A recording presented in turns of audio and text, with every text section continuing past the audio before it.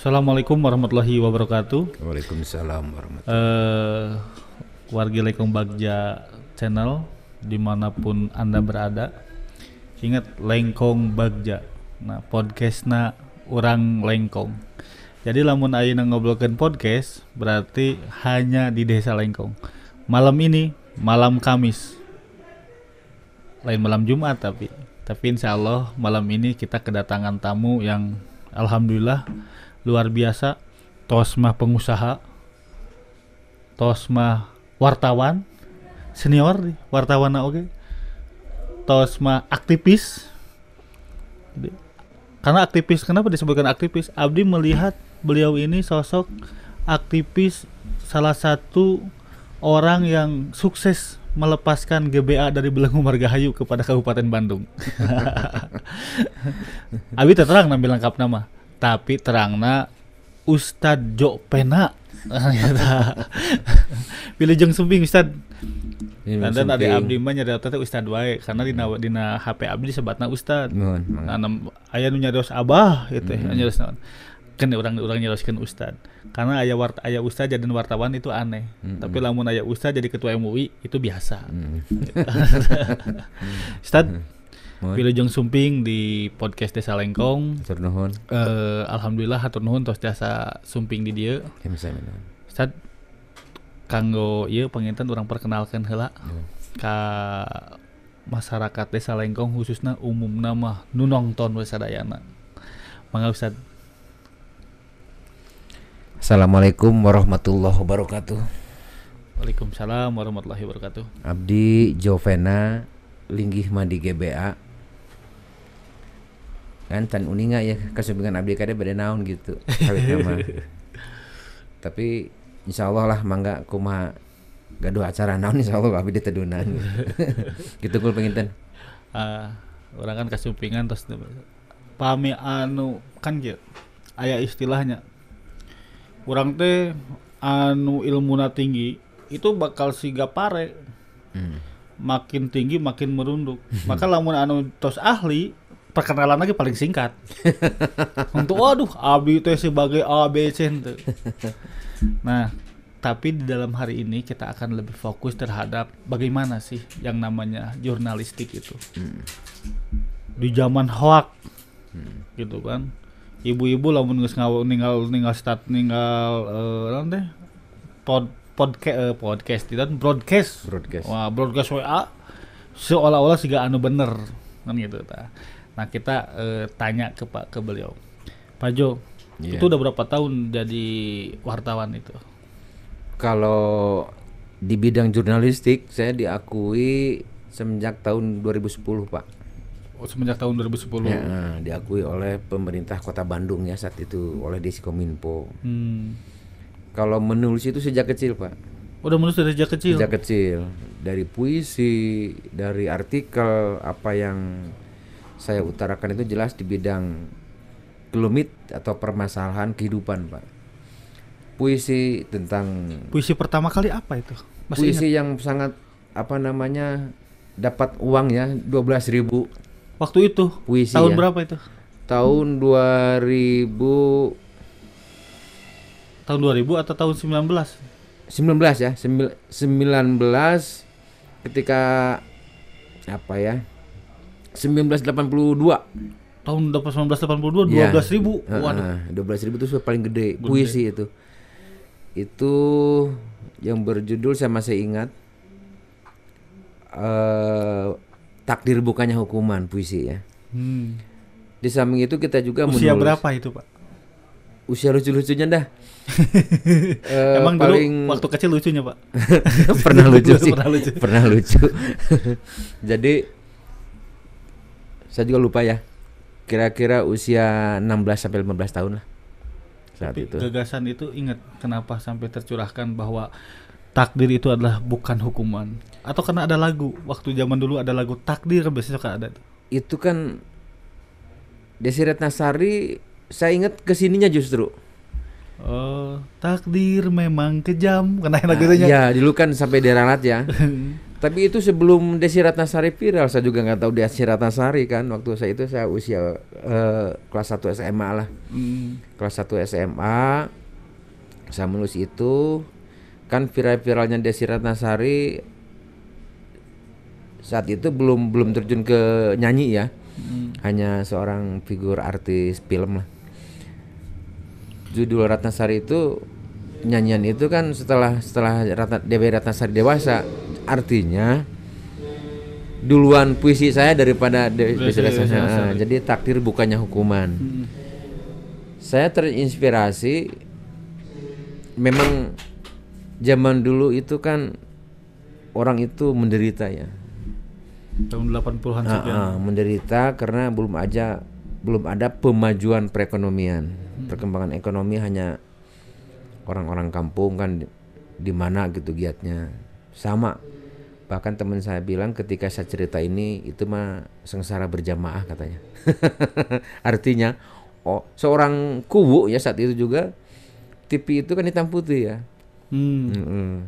Jadi ya kemajuan teknologi itu nggak ada, hanya bisa nulis dengan ballpoint ke kertas HVS atau folio bergaris, dikirim via pos, tayang di koran. Itu sangat bangga. Pos kota saat itu. Waktu itu pos kota ya. Pos kota. Ya dengan inspirasi itu ya kita menulis tentang keadaan fenomenal yang ada di lingkungan. Di usia belasan tahun waktu itu. Nulis. Berikut artikelnya. Cuman mungkin itu ya. Tapi itu pernah membaca puisi. Kalau bikinnya bisa. Tapi kalau membacakan ada membikin segala macam. Ada. Saya bikin ya. Kalau membaca itu hanya gaya saya pribadi, tidak seperti kayak Wes Rendra segala macam. Ya. Memang saya suka sastra dari dulu. Baik dari segi tulisan, aktingnya insya Allah saya bisa saat itu. Jadi terbimbing. Ada tokoh nggak Pak yang terinspirasi dari puisi itu atau hanya normal saja?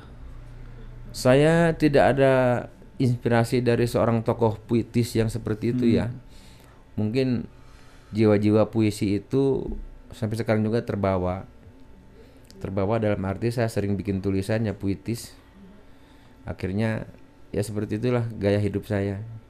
Banyak humornya ketika saya dalam perkumpulan teman-teman dari komunitas. Saya juga suka bicara secara puitis ya. Mungkin banyak yang bilang istri saya itu korban puisi kata. Begitu. karena sudah sukanya ya. Jadi emang kita harus maklum. Kalau orang pintar nulis biasanya rada susah kalau ngomong. Tapi beliau ini pintar nulis bisa ngomong. itu apalagi udah pintar nulis, cuman kalau baca puisi saya nggak tahu. Tapi kalau emang ngomong puisi, tukang bikin puisi suka playboy tak? Kadang-kadangnya jadi tara itunya. Cuman sensitif artinya. Oh iya benar. Tadi kalau yang dengan orang puisi, yang orang baca puisi suka nulis puisi itu betul sensitif itu. Jadi harus hati-hati. Hati-hati. Ibu yang di rumah hati-hati ya. Ibu sudah belasan tahun ini. Tapi beliau aktivis lah, menganalisa sesuatu kan tidak mesti harus pakai hati, itu harus pakai nalar itu. Nah, dan inilah perjalanan hidup beliau ini. Kalau dari puisi sekarang ini lari ke aktivis, ya ada pergolakan yang luar biasa. Tapi tokoh-tokoh zaman dulu sudah ada ya. Ada. Kayak siapa tuh tokoh mahasiswa tuh yang meninggal di Semeru tuh? Kuikian Gigi apa? Bukan Gigi. Nah, itu kan Gigi. Sama saya ingat lagunya tuh, Dona. Pak, itu tahun sekian sudah terpikirkan bikin puisi, lanjut nulis. Dan itu umur berapa waktu itu? Umur belasan itu SMP atau usia SMP atau usia SMA? Kalau SMP saya dulu itu berkarya hanya bidang gambar ya, seni. Oh, itu juga? Ya, saya pelukis juga. Saya pernah ikut pameran di Kota Bandung kesininya ya. ke remaja-remaja di udah ngembara di kota Bandung. Tahun ke Bandung itu tahun 84 Pak. waktu pas masuk SMA pertama itu. Iya. Oh, masuk SMA 84 langsung di Bandung. Di Sumedang dulu karena gagal di Sumedang faktor biaya oleh orang tua, akhirnya saya bekerja di sebuah percetakan Hmm. yang mana alhamdulillah direkturnya juga orang ya bagus lah, seorang santri, kebetulan keluarga besar Nanang Kosim saat itu. Saya suka ngaji Pak. Nanang Kosim Kuro ya. Kiroatnya. Kiraat. Saya, Kori betul. Kori. Saya berkarya terus melukis dari pinyat sampai melukis, memang hobi Pak. Lukisan-lukisan saya itu biasanya yang sudah saya bikin itu di belakang lukisan itu ada puisinya Pak.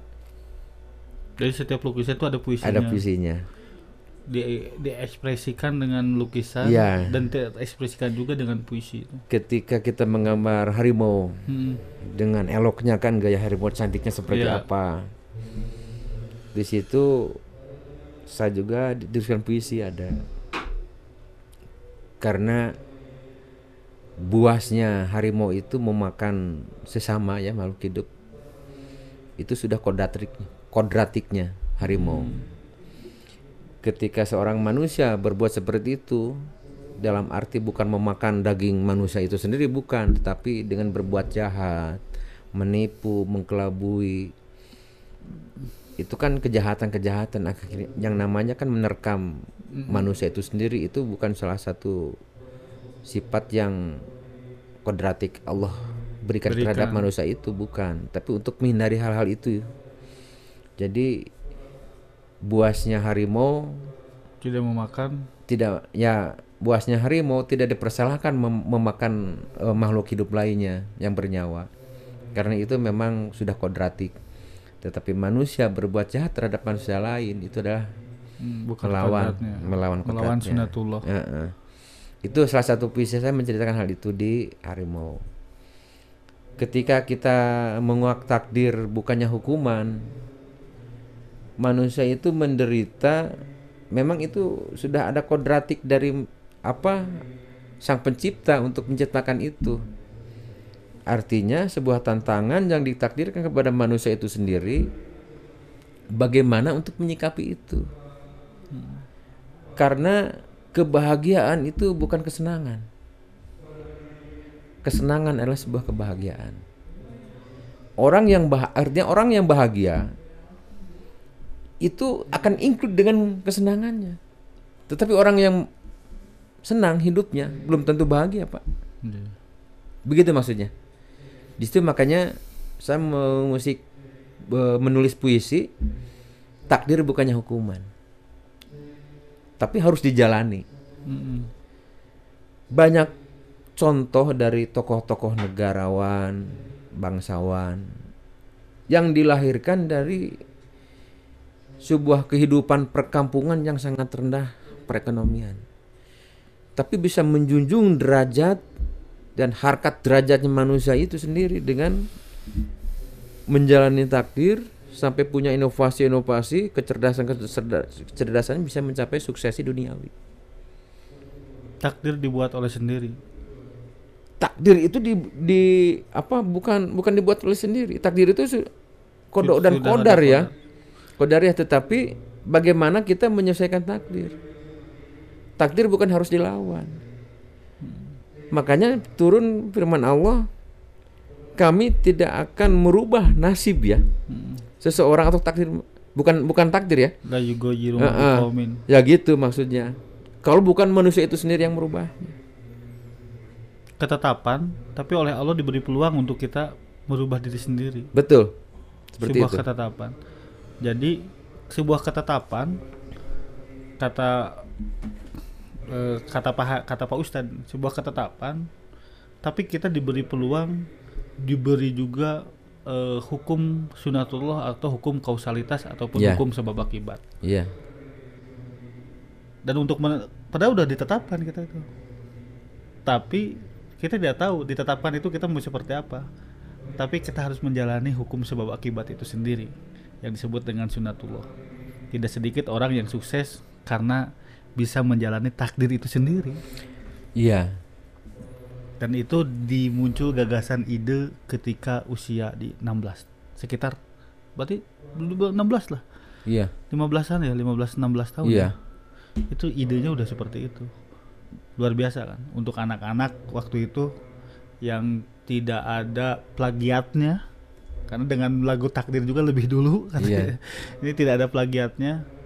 Dan inilah sosok yang hari ini yang menulis takdir itu bukan hukuman itu hadir di depan kita.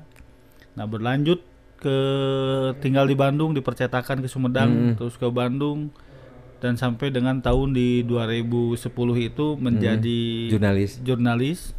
Dan alhamdulillah hari ini di beberapa Kim, ada Kim Cepedos, ada Kim Jawa Barat, Kim Jawa Barat, di Kim Jawa Bogor. Barat, Bogor dan segala macam. Ini penanggung jawabnya beliau. Dan insya Allah kami juga mendaftarkan diri untuk ikut supaya beliau menjadi pembina di kita juga. Amin. Terkait masalah Kim itu. Kaji, ya. Pak Ustadz, Sokil apa ya?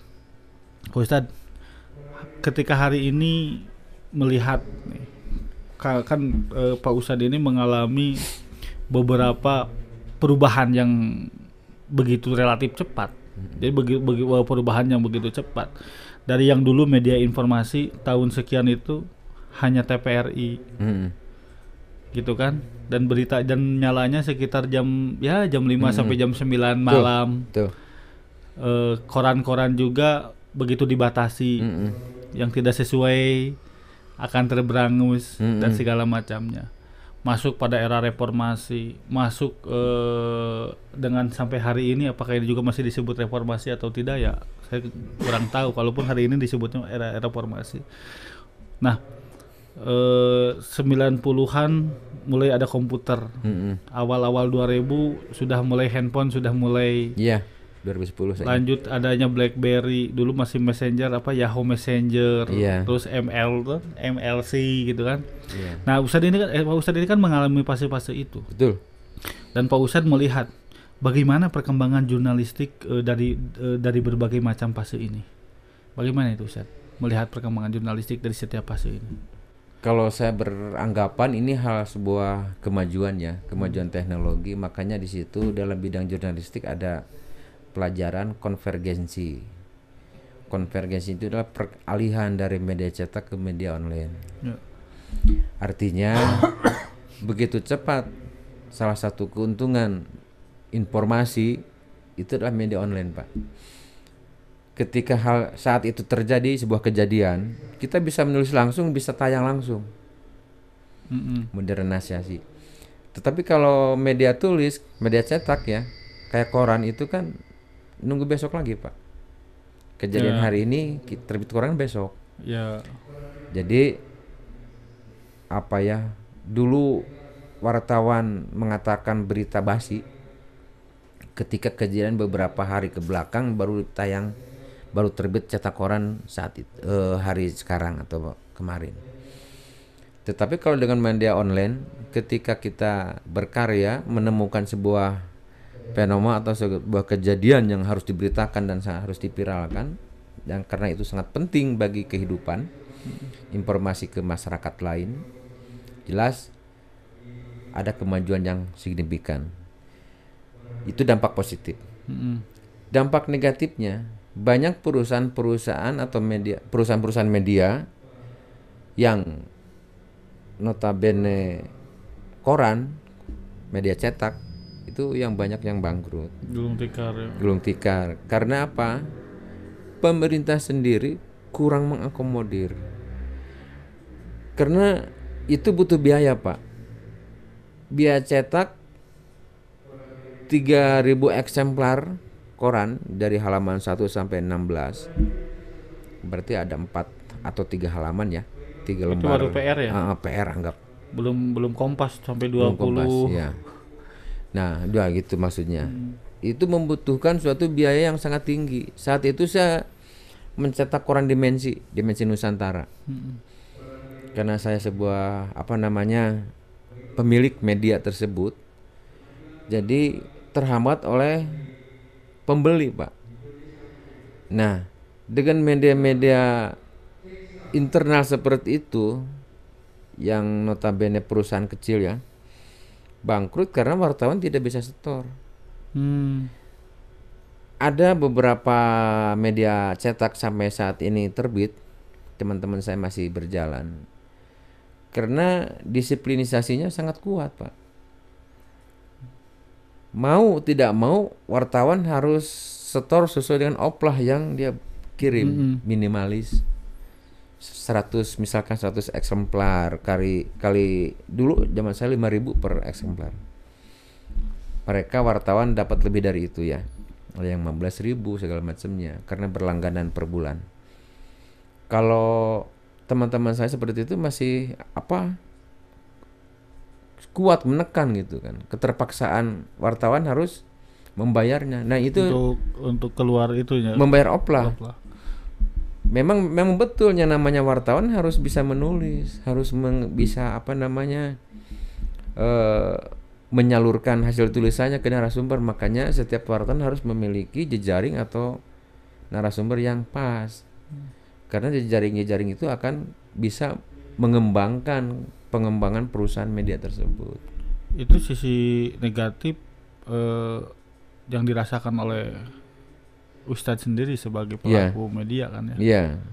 Nah, selain itu apa? Nah, sisi negatif lain dari pengembangan konvergensi media cetak ke online itu kan masih banyak pesaing ya, dari medsos, Instagram atau yang lainnya. Mereka mengatakan netizen sah-sah saja. Sisi negatifnya, banyak wartawan yang tidak bisa mengakomodir pengembangan media itu tersendiri. Karena jarang sekali wartawan-wartawan yang bisa menulis masif. Langsung itu. Nggak bisa, banyak itu. Dia memiliki KTA dari perusahaan media, itu sudah bangga, Pak. Sehingga ketika dia keluar dari lingkungan itu, menghadapi para dinas-dinas terkait, para masyarakat, tokoh masyarakat, dia mengatasnamakan wartawan, menggantungkan KTA-nya itu, Pak. Itu akan merusak media tersebut. Ente Kor sama kan dulunya gantungkan pakai. Nah, dengan kebanggaan itu dia sendiri tidak mengerti kode etik jurnalistik seperti apa, dan ini banyak yang terjadi, Pak. Dampaknya apa? Mereka kayak LSM, kayak preman, memalak pejabat dengan omongan atau gaya bahasa yang premanisme, mengatasnamakan jurnalistik. Itu kan di luar kode etik, Pak. Nah, marwah jurnalistik itu rusak oleh orang seperti tersebut. Jadi ketika sekarang karena tidak masif dalam menulis, harus bikin status di Facebook juga tidak bisa. Dengan kondisi hari ini, jadi itu dari sisi wartawannya. Iya. Berarti kembali lagi ke persoalan individunya juga ya. Betul. Jadi jati dirinya ya. Jadi jiwa kepribadian itu harus memang memiliki jiwa korsa yang tinggi terhadap apa yang dia geluti. Salah satu contoh ya, ketika dia menjadi seorang wartawan, ya memang jiwanya harus seperti wartawan. Wartawan itu apa sih? Mewartakan atau memberitakan sebuah kejadian. Mungkin saya juga tidak akan jadi wartawan, Pak, kalau tidak ada ayatnya. Gitu, ada ayatnya. Ayat di surat Al-Balad, sampaikanlah kabar gembira ke negeri orang, bahwa di sini sudah bla bla bla, sudah ada kemajuan. Dampaknya seperti apa nanti? Reaksi dari negeri yang belum maju misalkan, yang tidak gembira, akan mencontoh, Pak. Itu dakwah kan. Artinya seorang figur jurnalistik itu harus bisa membawa kemajuan di lingkungan, Pak, di daerahnya. Permasalahan apa nih yang belum beres? Apa strateginya? Bagaimana kuncinya? Kita harus menulis apa nih? Ditulis itu, Pak. Ditulis butuh apa, seperti ini. Karena sebagai jurnalistik yang sudah menjiwai akan membawa kabar itu ke orang-orang yang punya potensi untuk memajukan daerah. Pak, hari ini kan tidak sedikit nih, karena kayak tadi lah, mau karena ada perubahan apa namanya tuh itu Konvergensi ya. konvergensi yang begitu cepat segala macam itu, sehingga apa namanya berita yang melalui jurnalistik itu kalah dengan berita yang viral, baik itu melalui TikTok dan segala macamnya kan ya, Facebook. sehingga muncullah kata tadi itu ada istilah journalism netizen. Nah di situ kan berkembang terus sampai kayak kemarin pertarungan di 2019 itu, hoax itu kan begitu masif. Banyak iya. Terpecah belahnya bangsa kita walaupun pada tataran media sosial. Iya. Nah itu seharusnya apa yang harus disikapi oleh para pengusaha media itu dengan kondisi hari itu, atau mengikuti supaya medianya lebih laku, bikin sebuah berita untuk supaya lebih laku seperti apa? Banyak hal Pak tentang itu ya. Dalam arti kita harus memikirkan perusahaan media itu ya harus maju berkembang untuk mempertahankan kelanggengan ya. Yang jelas kita juga kan butuh bayar pajak segala macamnya, yang namanya perusahaan. Karena media itu adalah perusahaan. Yang mana tuntutan perusahaan kan berbisnis Pak ya, walaupun dengan pewarta atau memberitakan sebuah fenomena apa, yang jelas kemajuan dari pemerintahan meneruskan program-program supaya diketahui oleh masyarakat banyak, itu kan editorial. Ada lagi ketika hoax ya, viralisasi, sebuah daerah tidak tahu persis kejadian apa yang diberitakan, percaya aja gitu kan. Itu kan fitnah jadinya, hanya untuk memikirkan itu sendiri. Karena media online itu kan ada juga AdSense ya.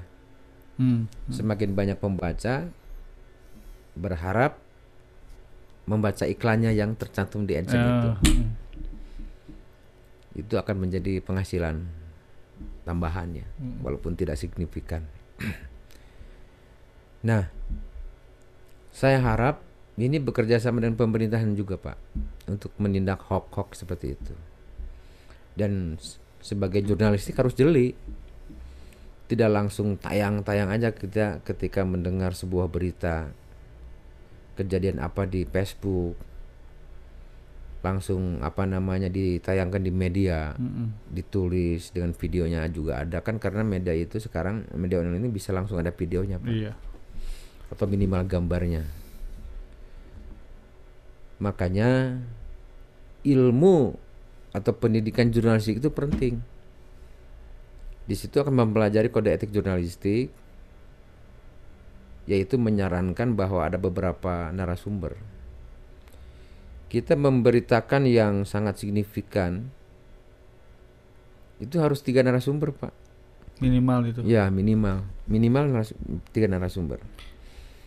Masyarakat, pemerintah daerah tersebut, di lingkungan tersebut, terus ke pemerintah daerahnya, anggaplah ke dinasnya, dinas terkait.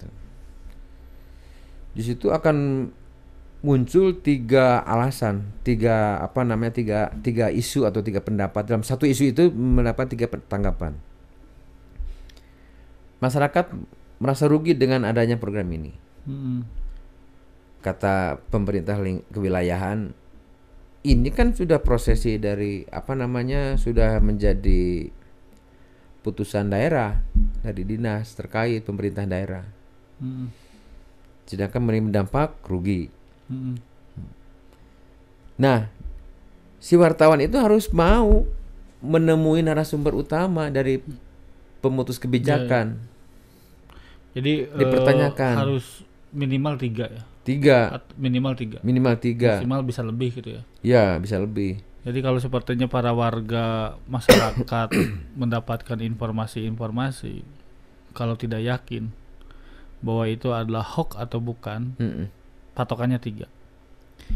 Lihat yang memberitakan. Tapi kalau cenah suatu saat begini, kalau emang tidak bisa membuktikan 3, kita cross check melalui media massa yang terpercaya. Mm-mm. Dan alhamdulillah mungkin di Indonesia masih banyak ya Masih banyak yang jurnalistiknya diakui oleh Dewan Pers di gitu. Dewan Pers kayak Selepal Kompas, Iya.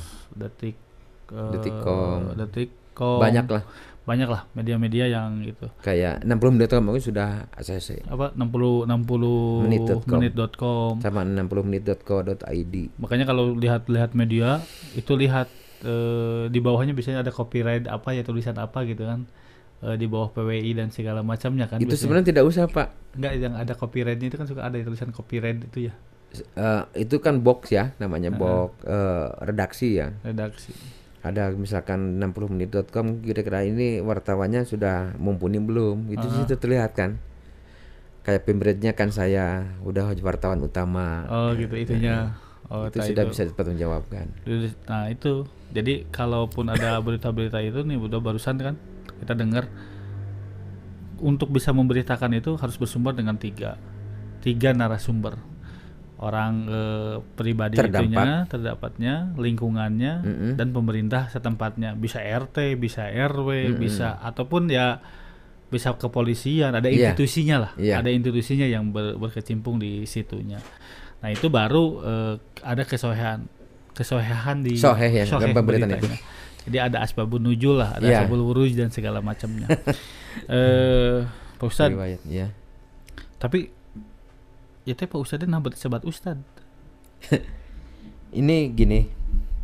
Ada dongengnya itu. Ada. Jadi sebelum saya berumah tangga, memang saya nyantri ya. Karena lingkungan saya santri dari kakek itu kan. Saya pesantren, terus mengembara juga ngaji ya. Sebelum saya nikah pas remaja saya masih kuliah, saya juga guru ngaji. Nah setelah nikah, bahkan sebelum nikah juga sudah banyak mahasiswa yang ngaji di saya. Mahasiswa Unisba, mahasiswa Unpas. Dulu kuliah di mana? Saya dulu di Pasundan. Teknik industri. Nah setelah itu banyak yang ngaji ke saya, kalau habis sholat subuh ya ngaji setelah dibaca kita ditafsirkan, hanya sebatas pengetahuan dan sebisa saya gitu. Murid-murid memanggil ustad. Iya. Dan ketika sudah berumah tangga, banyak juga yang ngaji anak-anak. Kalau guru ngaji. Kalau ustad apa? Ustad Jo juga. Ustad Jo Pena gitu. Ustad Jo Pena juga. Nah, panggilan Abah karena mungkin saya pertamanya. Kalau di rumah dipanggilnya Abah. Abah. Sama anak-anak Abah. Ayah. Oh ayah. Sama istri. Ayah juga. Nah, bapak-bapak ya, bapak-bapak seusia saya, bahkan aja lebih tua, lebih muda, manggilnya Abah. Ya, belum punya cucu kan? Udah. Oh udah. Atau cucu manggilnya Abah? Abah, cucu manggil Abah. Justru sebelum punya cucu pun udah banyak manggil Abah. Jadi ada Ustad karena mengajar, ngaji. Ada Abah karena emang gelar. Ya bisa turunan juga ya. Karena saya suka seni usik. Iya. Kah seni usik kok? Kumaha seni usik teh kok? Seni usik teh kumaha? Seni pencaksilat. Jadi kebetulan salah satu sesepuh yang dituakan di salah satu paguron, jangan sebutkan ya. Jadi di situ juga manggilnya Abah kan. Nah itu. Jadi ya itulah Abah gitu. Namina heula eta Pak, kunaon masih nama Jovena gitu. Iya. Nama kan kalau Pena itu kan karena wartawan ya Pak. Itu kan nama aslinya mah kalau nggak salah tadi belum dikenal nama asli teh. Jovena. Nama asli Jovena. Oh dikira nama Jovena Jo dengan pena, kan wartawan biasanya kan itu. Oh gitu. Tapi nama asli Jovena. Jovena apa? Jovena doang. Jovena saja. Jovena. Dari Abah semua dari orang tua namanya Jovena. KTP semua Jovena. Jovena. Oh gitu. Iya. Dikirain tuh Jo Pena. Bukan Jo V, pakai V Pena. ZHO Jovena. Z HO. JHO Jo V V E N A. V Jovena. Kenapa itu dikasih nama Jovena? Oh itu mah nggak tahu. Karena ini asli kan kita ngobrol kan sebelumnya ya. Tadi itu sempat ngobrol Pak, pemirsa. Jadi aslinya orang Pemanukan. Jadi kalau yang saya tahu Pemanukan itu, tapi kadang teman saya ada juga yang aneh, ya Happy. Mana aneh itu? Banyak. Di ada juga teman saya Novena ada. Novena. Di atas usia saya ada teman. Novena Tarmizi. Sama kalau nggak orang tuanya Jauh. seniman gitu. Iya. Karena orang luar gitu, orang luar Sunda lah gitu. Orang pesilat sih bapak saya. Asli ya. Orang pesilat asli. Jadi emang darah seninya mengalir Iya. dari situ. Intuisinya jalan.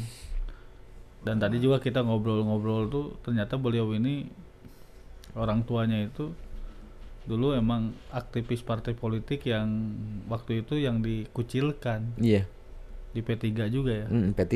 Jadi ngalamin bagaimana Bukan P3 dulu mah Ka'bah ya. Ka'bah ya. Ngalamin bagaimana lamun ayeuna mah penak zamanku toh bohong.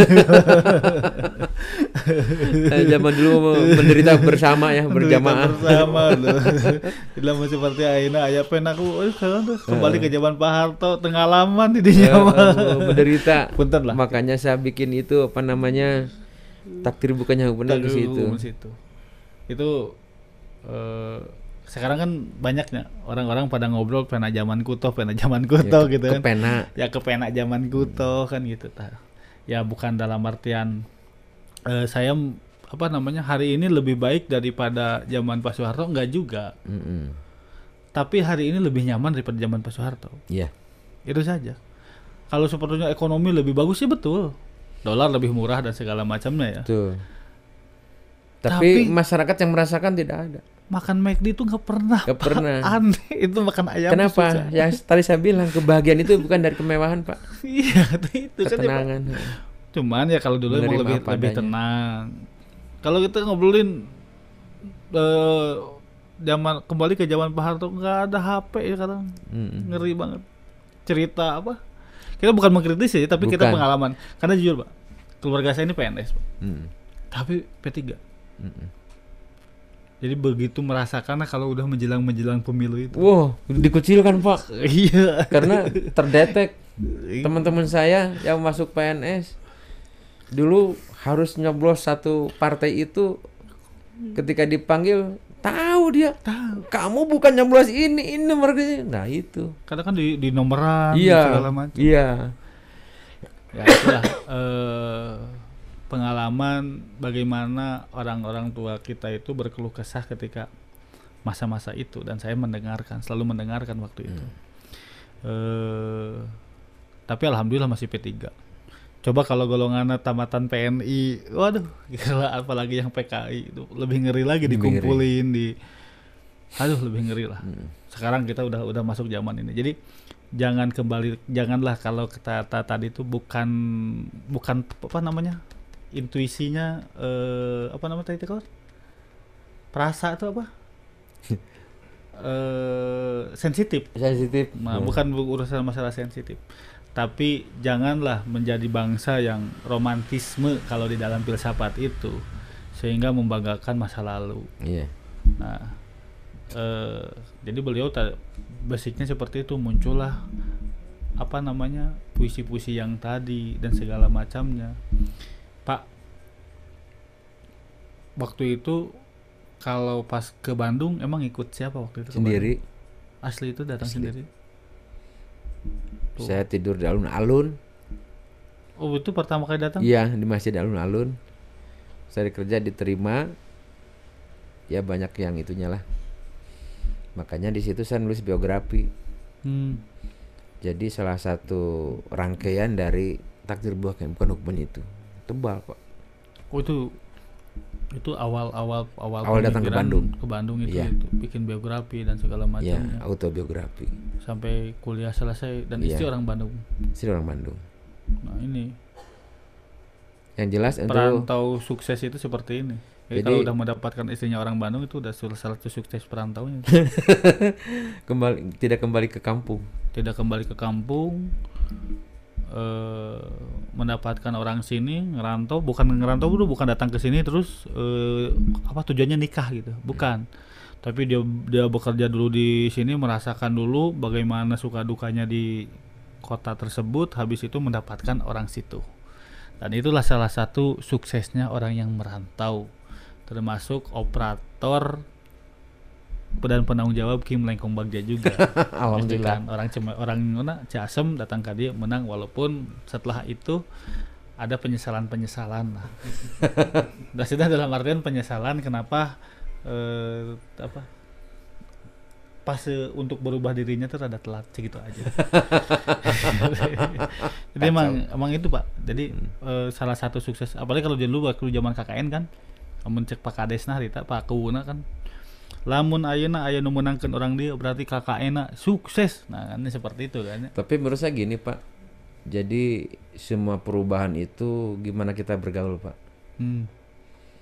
Ketika saya bergaulnya monoton dengan teman-teman yang biasa, ya seperti itu. Ketika kita bergaul dengan pelukis, karena saya hobinya melukis. Di Braga juga ya? Di Braga, saya di di hotel pameran beberapa kali hotel. Saat itu Braga belum muncul begitu marak seperti sekarang. Bahkan saat itu namanya pelukis itu salah satu art ya atau seniman ya. Seni lukis itu sangat bagus dan berharga. Harganya pun memang mahal. Karena saya bergaul dengan orang pelukis-pelukis yang mahal. Terus saya kerja di Kadin, Kamar Dagang dan Industri, bergaul dengan beberapa pengusaha ya. Itu kerja atau kita menjadi bagian staff? Karena Kadin itu kan menaungi pengusaha-pengusaha. Ya ada beberapa anggota ya, akhirnya saya juga termotivasi tahun 2011 lah. Saya mendirikan perusahaan itu. Nah, ketika kita jadi wartawan memang kita punya basic penulis. Ketika melihat wartawan ongkang-ongkang kaki hanya ngobrol-ngobrol doang, dikasih uang sama pejabat, saat itu masih makmur ya, gampang nyari uang tanpa nulis, asal terlihat wajahnya kayak absen gitu, dikasih uang ada 25.000 dan 50.000 uang bensin. Ya, dan saya malu dan saya tidak seperti itu, saya hanya sebagai pengusaha aja. Tetapi banyak wartawan-wartawan yang suka duduk di ruangan saya, ngobrol kan kesana kemari. Om, ya saya juga nulis sejak kecil, bahkan keluarga saya ada yang menjadi wartawan. Salah satunya pendiri Tribun, Pemred PR kan, itu orang tua saya juga, saudara lah, bukannya termasuk orang tua saya kan, wah segala macam. Atau keluarga wartawan bisa jadi, bisa nulis, bisa, daripada kamu tidak pernah nulis sebagai wartawan, mana tulisan kamu. Nah, saat itu akhirnya saya ditawarin jadi ya boleh saya mengisi rubrik ya, mesti rubrik walaupun sekilas dakwah ya, tulisan-tulisan agamis. Untuk di mengisi rubrik di Islami ya, rubrik Islami. Dicetak ke koran. Ya, jadi saya ingat kecil dulu menulis puisi, menggambar vinyet, menulis artikel. Susah Pak untuk tayang karena berdesakan di bawah. Vinyet apa sih vinyet? Apa? Zaman. Hanya dulu vinyet apa gitu. Saya dikasih uang 6.000 Pak. Kanggo gambar vinyet. Jadi vinyetnya gambar hitam putih. Kita semua dimasukin gitu, keluh kesah. Jadi indah itu. Kayak sekarang mah tulisan-tulisan teh lo, bukan tulisan, jadi gambar. Kayak ini bentuk pakai plot. Nah, jadi sebuah gambar itu mencerminkan apa imajinasi kita. Dauna tulisan naon gitu. Apal sama. Biasanya floral ya. Biasanya floral. Ada orangnya juga hanya seperti lukisan Jehan ya. Oh, tapi itu kan nyata tulisan naon-naon, tulisan kabehanana gitu. Ya di bawahnya kadang suka ada tulisan. Ada tulisan. Ada daun-dauna gitu-gitu kan, gitu. Ada ya, gitu. Banyak hal lah itu. Vinyetnya bentuk, kalau dia bisa bentuknya sekarang mirip-mirip tato ya. Mirip-mirip tato. Mirip-mirip tato. Nah, anu kan itu kan maringkel-maringkel gitu. Iya. tato sekarang. Cuman iya mah memang dari dalam kotak Insting sendiri gitu. Insting sendiri gitu. Karena sudah terbiasa akhirnya gampang gitu. Hei, saya tahu ping kamu gitu mah. Dia bikin tahun 80-an. Ya, Tahun 80-an. 80-an. Tapi saya ngalaman dipanggilkan.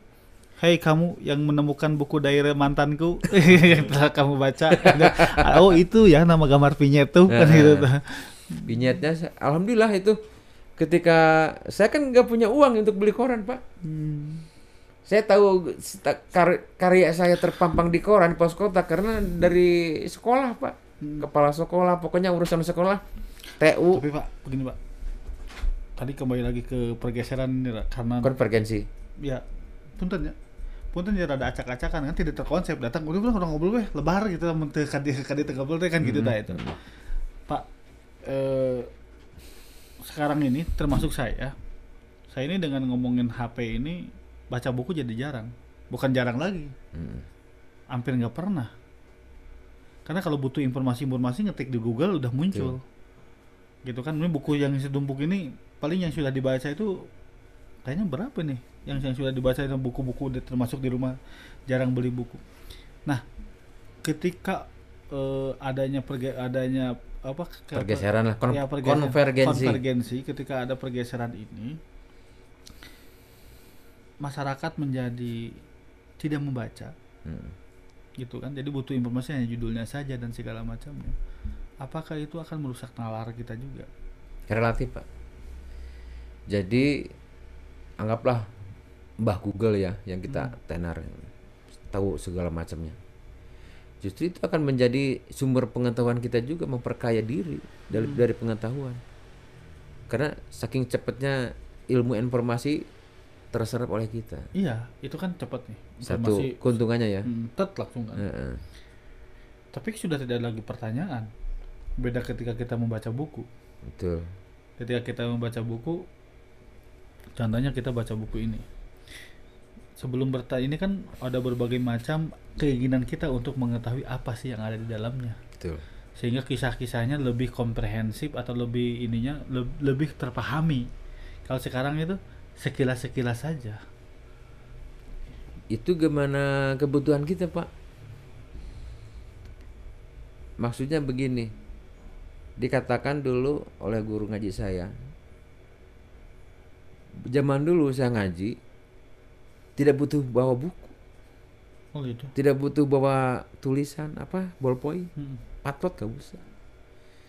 Karena ada hikmah yang terdalam itu ketika kita bertatap mata dengan guru, menyampaikan ilmunya, di situ akan muncul hikmah yang terdalam. Barokah hidayahnya itu di situ. Itu kalau Google? Maksudnya begitu ya.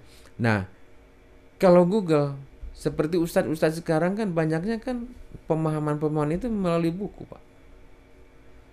Statement buku gimana pengarangnya, Pak. Orang itu yakin kalau bahasa Islam itu dari sanadnya dari mana nih kan? Iya gitu. Nah, siapa yang mengarang buku ini? Berbahaya juga, Pak.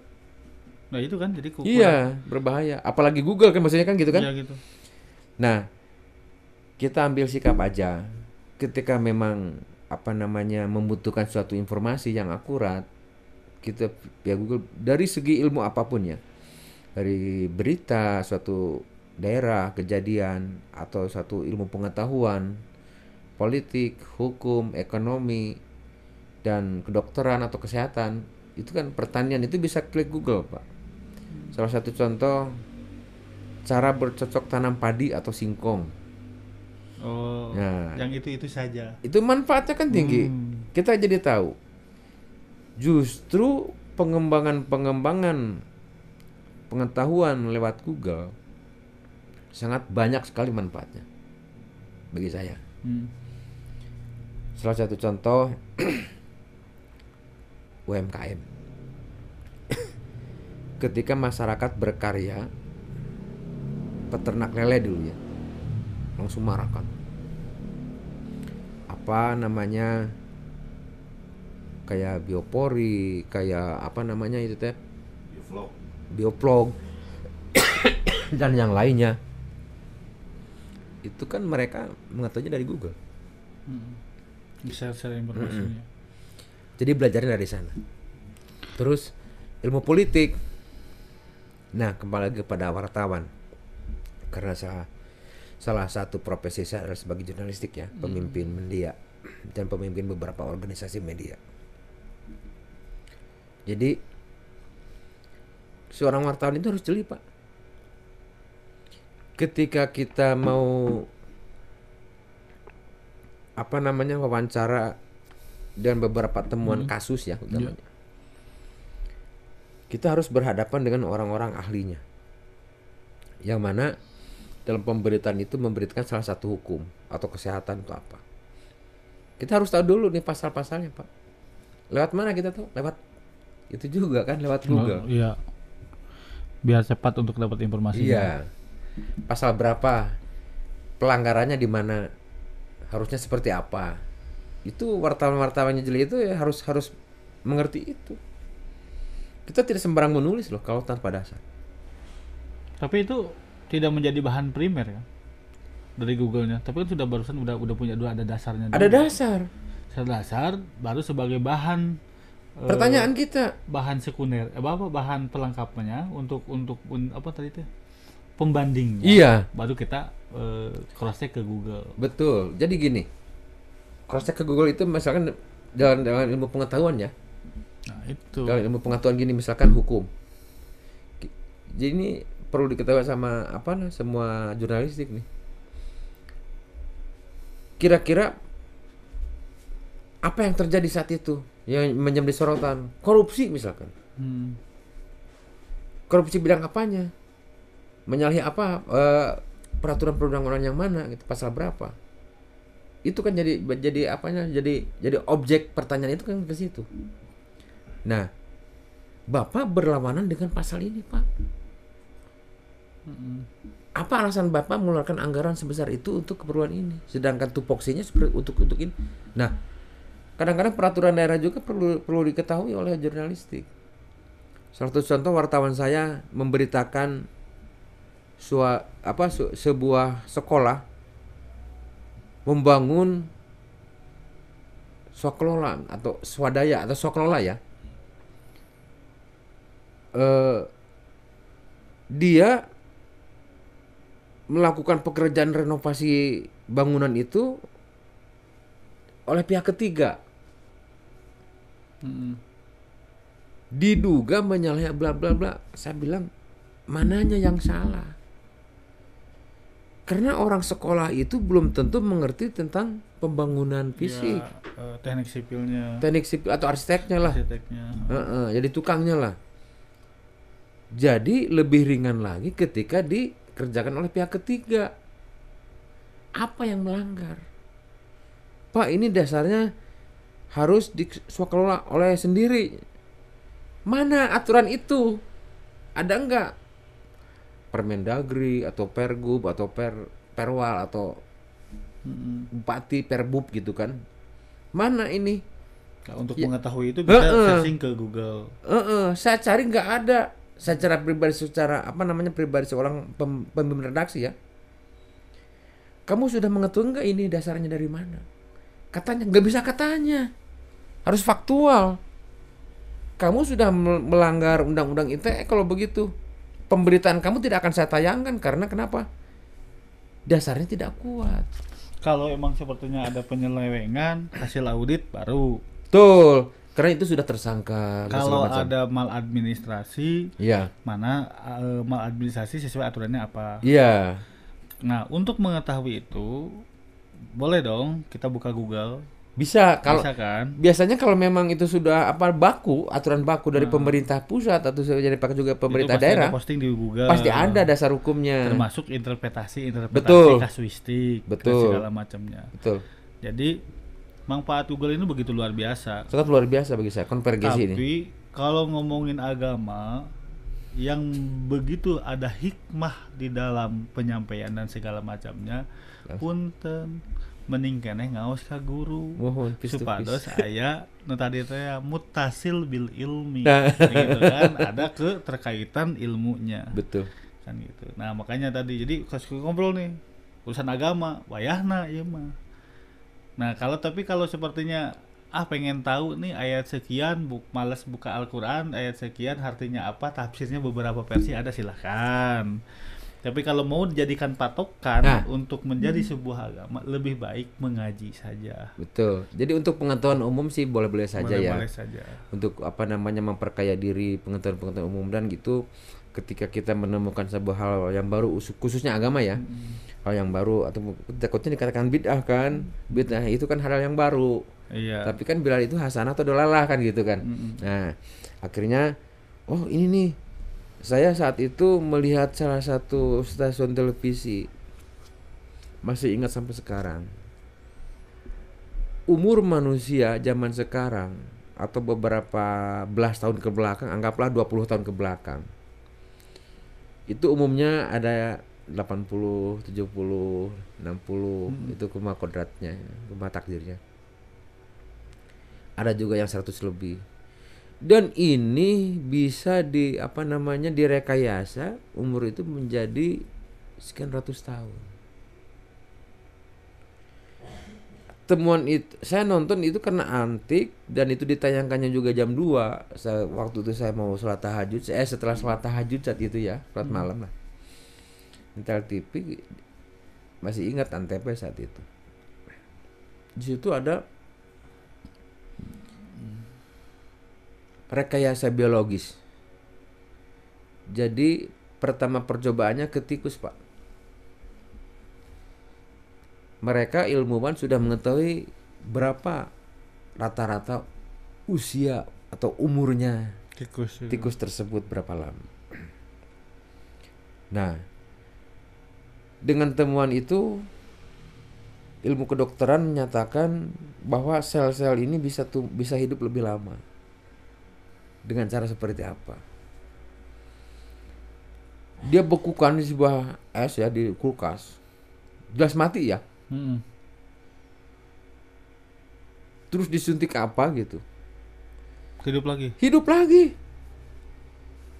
Terbukti kepada manusia atau seseorang yang kaya raya saat itu, sampai hidupnya juga menjauh dari kota, Pak.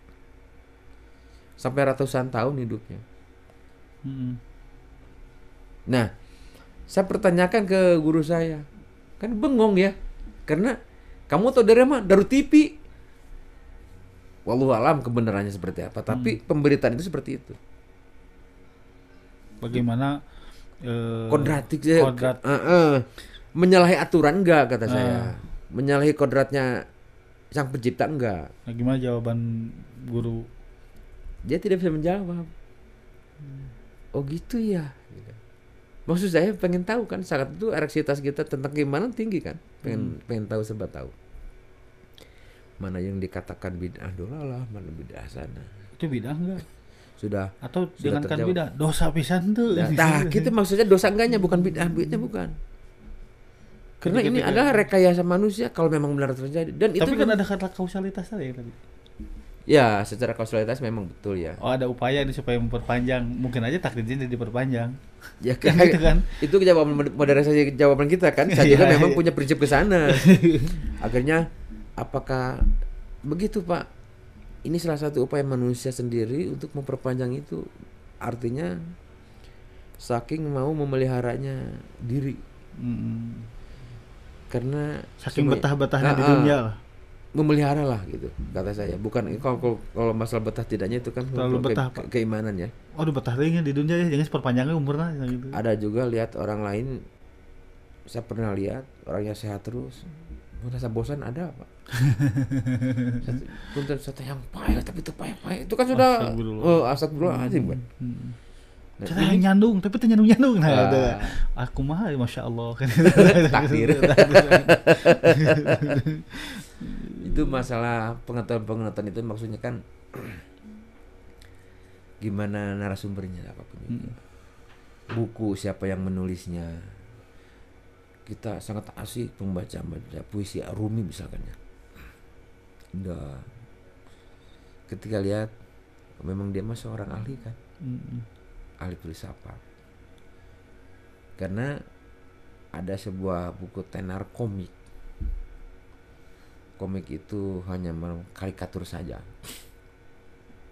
begitu hebohnya Kopingho ya. Kopingho ya. Tenar kan saat itu Kopingho. Jadi pami ayeuna mah bergeser terus. Keilmuan itu berkembang terus. Tapi ini agama ini bisa nggak mengimbangi dengan perkembangannya keilmuan? Ya sangat bisa. Yang tadi, bagaimana kita memahami segala sesuatu itu yang melalui sumber yang benar. Betul. Gitu kan. Jadi memahami, khusus di agama ini, memahami segala sesuatu dari awalnya dari sumber yang benar. Betul. Maka peganglah kunci-kunci dari sumber yang benar itu. Tidak bisa ayeuna seenakna kan ya ngambil itu. Nah, yang paling penting transfer keilmuan itu khususnya di bidang agama itu ada yang namanya tadi hikmah. Kata Pak Ustadz Jo itu. Jadi Google manfaatnya sangat banyak, tapi kalau urusan ayeuna ngobrol ke masalah keagamaan ya ka guru lah. Gitu kan ya, ada konsultasinya.